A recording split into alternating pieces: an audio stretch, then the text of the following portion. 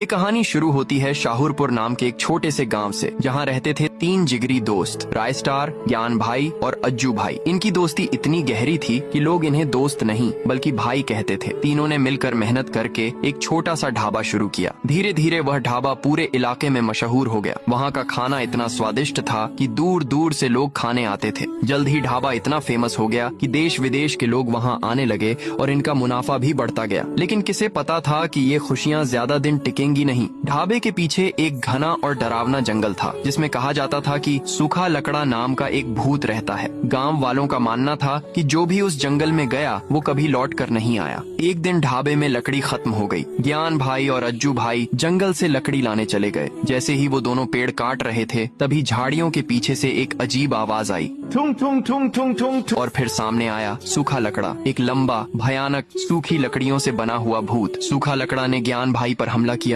और वहीं उसे मार डाला। अज्जू भाई ने ये देखा और भागने की कोशिश की, लेकिन सूखा लकड़ा ने उसे भी नहीं छोड़ा। अगले दिन जब ढाबा खुला, रायस्टार को कहीं भी ज्ञान और अज्जू नहीं मिले। कुछ देर बाद उनकी लाशें ढाबे के एक कमरे में पड़ी मिली। रायस्टार का दिल टूट गया। उसके 2 सबसे अच्छे दोस्त अब नहीं रहे। अब ढाबा अकेले रायस्टार संभाल रहा था। एक रात जब होटल में भीड़ थी, तभी सूखा लकड़ा वहाँ आया और पूरे ढाबे को तहस नहस कर दिया। इसके बाद रायस्टार ने ढाबा बंद कर दिया। लेकिन अब रायस्टार को सिर्फ एक ही चीज चाहिए थी, बदला। वो एक फैक्ट्री में दिन रात मेहनत करने लगा, पैसे इकट्ठा किए और एक जादुई कुल्हाड़ी खरीदी, जिसके बारे में कहा जाता था कि इससे अब तक कोई भी भूत जिंदा नहीं बचा। रायस्टार उस खौफनाक जंगल में गया, जहाँ उसे जगह जगह मरी हुई लाशें दिखीं, लेकिन उसने डर को खुद पर हावी नहीं होने दिया। रायस्टार चिल्लाया, सूखा लकड़ा, अगर हिम्मत है तो सामने आ। तभी की आवाज ठुंग ठुंग ठुंग ठुंग ठुंग ठुंग ठुंग ठुंग आवाज गूंजी और सामने आया वही भूत, लंबा, डरावना, सूखी लकड़ियों से बना हुआ। रायस्टार ने कहा, तूने मेरे भाइयों को मारा, अब तेरा अंत तय है। दोनों के बीच भयानक युद्ध हुआ।